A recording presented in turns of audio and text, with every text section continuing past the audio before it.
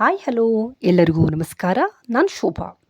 ಇವತ್ತು ನಾನು ಈ ವಿಡಿಯೋದಲ್ಲಿ ಮಾವಿನ ಹಣ್ಣಿನ ರಸಾಯನವನ್ನು ದಿಢೀರ್ನೆ ಟೇಸ್ಟಿಯಾಗಿ ಹೇಗೆ ಮಾಡೋದು ಅನ್ನೋದನ್ನು ತೋರಿಸ್ಕೊಡ್ತಾ ಇದ್ದೀನಿ. ಹಾಗೆ ತೆಳ್ಳವನ್ನು ಕೂಡ ರಸಾಯನದ ಜೊತೆ ಬೆಳಗ್ಗೆ ತಿಂಡಿಗೆ ಫಸ್ಟ್ ಕ್ಲಾಸ್ ಆಗಿ ರೆಡಿ ಮಾಡಿದ್ದೀನಿ. ಈ ವಿಡಿಯೋ ನಿಮಗೆ ಇಷ್ಟ ಆದರೆ ಲೈಕ್ ಮಾಡಿ, ಶೇರ್ ಮಾಡಿ, ಸಬ್ಸ್ಕ್ರೈಬ್ ಮಾಡ್ದೇ ಯಾರೆಲ್ಲ ನನ್ನ ವಿಡಿಯೋವನ್ನು ನೋಡ್ತೀರಾ ಎಲ್ಲರೂ ಕೂಡ ಸಬ್ಸ್ಕ್ರೈಬ್ ಮಾಡಿಕೊಂಡು ಸಪೋರ್ಟ್ ಮಾಡಿ.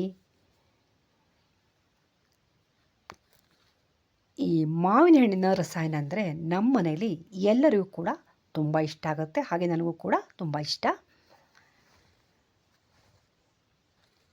ನೋಡಿ ಇಲ್ಲಿ ಎಷ್ಟು ಚೆನ್ನಾಗಿ ಕಾಣ್ತಾ ಇದೆ ಮಾವಿನ ಹಣ್ಣಿನ ರಸಾಯನ ಮಾಡಿರೋದು. ಇವತ್ತು ನಾನು ಮಾಡ್ತಿರೋ ಮಾವಿನ ಹಣ್ಣಿನ ಜಾತಿ ಆಪೂಸ್ ಮಾವಿನ ಹಣ್ಣು. ಈ ಮಾವಿನ ಹಣ್ಣು ಧಾರವಾಡದಿಂದ ಬಂದಿರೋದು.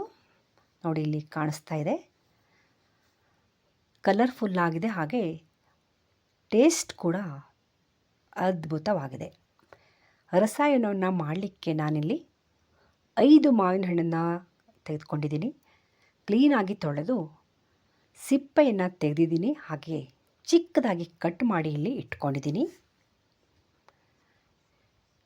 ನೋಡಿ, ಇದನ್ನು ನೋಡಿದರೆ ನನಗೆ ತಿನ್ನಬೇಕು ಅನಿಸ್ತಾ ಇದೆ. ಕಟ್ ಮಾಡಿರೋದನ್ನು ನಾನು ಇಲ್ಲಿಗ ಈ ಪಾತ್ರೆಗೆ ಹಾಕ್ತಿದ್ದೀನಿ. ಪಾತ್ರೆಗೆ ಹಾಕಾಯಿತು. ನೋಡಿ, ಕಟ್ ಮಾಡಿರೋ ಪೀಸ್ ಮತ್ತು ಒರಟೆಯನ್ನು ಕೂಡ ನಾನು ಹಾಕಿದ್ದೀನಿ. ಯಾಕೆಂದರೆ ಒರಟೆಯನ್ನು ಹಾಕಿದರೂ ಕೂಡ ಜಾಸ್ತಿ ಟೇಸ್ಟ್, ಅದನ್ನು ಕೂಡ ಆರಾಮಾಗಿ ತಿನ್ಬೋದು. ಈಗ ನಾನು ಹಾಲು ಮತ್ತು ಸಕ್ಕರೆಯನ್ನು ಒಂದು ಕಡೆ ಇಟ್ಕೊಂಡಿದ್ದೀನಿ. 1 ಬೌಲ್ ಆಗುವಷ್ಟು ಸಕ್ಕರೆ ಕಟ್ ಮಾಡಿರೋ ಪೀಸಿಗೆ 1 ಬೌಲ್ ಆಗುವಷ್ಟು ತಣ್ಣಗಿರುವ ಗಟ್ಟಿ ಹಾಲನ್ನು ಹಾಕಿದ್ದೀನಿ. ಅರ್ಧ ಸ್ಪೂನ್ ಆಗುವಷ್ಟು ಏಲಕ್ಕಿ ಪೌಡ್ರನ್ನ ಹಾಕಿದ್ದೀನಿ. ಕಟ್ ಮಾಡಿರೋ ಪೀಸಿಗೆ ಹಾಲು, ಸಕ್ಕರೆ, ಏಲಕ್ಕಿ ಪೌಡರ್ ಹಾಕಿದ್ದೀನಿ. ಚೆನ್ನಾಗಿ ಮಿಕ್ಸ್ ಮಾಡ್ತೀನಿ. ಇನ್ನೇನು ರಸಾಯನ ರೆಡಿ ಆಗ್ತಾ ಇದೆ. ಸಿಂಪಲಾಗಿ ಯಾರು ಬೇಕಾದರೂ ಮಾಡ್ಬೋದು. ಚಿಟಿಕೆ ಉಪ್ಪನ್ನು ಹಾಕಿದ್ದೀನಿ, ಯಾಕೆ ಅಂತಂದರೆ ಅದು ಸ್ವಲ್ಪ ಸೌಳಾಗ್ಬಿಡತ್ತಲ್ಲ, ಆ ಕಾರಣಕ್ಕಾಗಿ. ಹಾಕಬೇಕು ಅನಿಸಿದ್ರೆ ಮಾತ್ರ ಹಾಕ್ಬೋದು ಉಪ್ಪನ್ನು, ಇಲ್ಲಾಂದರೆ ಬಿಡ್ಬೋದು. ನಾನು ಚೂರು ಉಪ್ಪನ್ನು ಹಾಕಿದ್ದೀನಿ. ಹಾಲು, ಸಕ್ಕರೆ, ಏಲಕ್ಕಿ ಪೌಡರ್, ಉಪ್ಪು. ಫೈನಲಿ ನಾನು ಇದಕ್ಕೀಗ ತುಪ್ಪವನ್ನು ಜಸ್ಟ್ ಕಾಸಿರೋದು. ನೋಡಿ ಕಾಣಿಸ್ತಾ ಇದೆ. 3 ಸ್ಪೂನ್ ಆಗುವಷ್ಟು ತುಪ್ಪವನ್ನು ಹಾಕಿದ್ದೀನಿ. ಈ ರಸಾಯನಕ್ಕೆ ತುಪ್ಪವನ್ನು ಹಾಕಿ ತೆಳ್ಳವು ಅಥವಾ ದೋಸೆ ಜೊತೆ ತಿನ್ನೋದ್ರಿಂದ ಇನ್ನೂ ಅದರ ರುಚಿ ಅದ್ಭುತ ಎನಿಸುತ್ತೆ. ತುಪ್ಪ ಅಂತೂ ಬೇಕೇ ಬೇಕು ರಸಾಯನಕ್ಕೆ. ತುಪ್ಪವನ್ನು ಹಾಕಿ ದೋಸೆ ಜೊತೆ ತಿನ್ನಲಿಕ್ಕೆ ಕೊಡ್ತೀನಿ.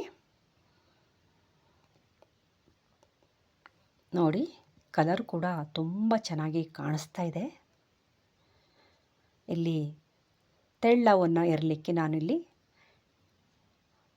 ತೆಳ್ಳವಿನ ಹಿಟ್ಟು, ಬಂಡಿ ಎಲ್ಲವನ್ನು ರೆಡಿ ಮಾಡಿ ಇಟ್ಕೊಂಡಿದ್ದೀನಿ. ನೋಡಿ, ಈ ಥರ ತೆಳ್ಳವನ್ನು ಮಾಡ್ತಾಯಿದ್ದೀನಿ. ಈಗ ನಾವು ಕೆಲಸ ಮಾಡಬೇಕಾದ್ರೆ ಪ್ರತಿಯೊಂದು ಕೆಲಸವೂ ಕೂಡ ಟೈಮ್ ಅಂತ ಇಟ್ಕೊಂಡ್ರೆ ಎಲ್ಲ ಕೆಲಸವನ್ನು ಮನೆಗೆ ಸಂಬಂಧಪಟ್ಟಂತೆ ನಾವು ಆರಾಮಾಗಿ ಕ್ಲೀನ್ ಆ್ಯಂಡ್ ನೀಟಾಗಿ ಮಾಡ್ಬೋದು. ಹಾಗೆ ನಾನು ಕೂಡ ಮಾಡೋದು. ಮನೆಯನ್ನು ಕ್ಲೀನ್ ಮಾಡೋಕ್ಕೆ ಅಂತಲೇ ಸ್ವಲ್ಪ ಟೈಮ್ ಇಟ್ಕೊತೀನಿ ಪ್ರತಿಯೊಂದು ಕೆಲಸಕ್ಕೆ. ಯಾಕೆಂದರೆ ಮೊಬೈಲಲ್ಲಿ ಮತ್ತು ವಿಡಿಯೋ ಮಾಡೋದು, ಎಡಿಟ್ ಮಾಡೋದು ಎಲ್ಲದಕ್ಕೂ ಕೂಡ ಟೈಮ್ ಸ್ವಲ್ಪ ಜಾಸ್ತಿ ಬೇಕಾಗುತ್ತೆ. ಆ ಕಾರಣಕ್ಕಾಗಿ ಟೈಮ್ ಹಾಕ್ಕೊಂಡ್ಬಿಟ್ರೆ ಏನೂ ತೊಂದರೆ ಆಗಲ್ಲ, ಎಲ್ಲವನ್ನು ಮೇಂಟೈನ್ ಮಾಡಿಕೊಂಡು ಹೋಗ್ಬೋದು. ಈಗ 2 ತೆಳ್ಳವು ಆದಮೇಲೆ ನಮ್ಮಲ್ಲಿ ಅತ್ತೆ, ಮಾವ, ನಮ್ಮ ಮನೆಯವ್ರನ್ನ ತಿಂಡಿಗೆ ಕರಿತೀನಿ.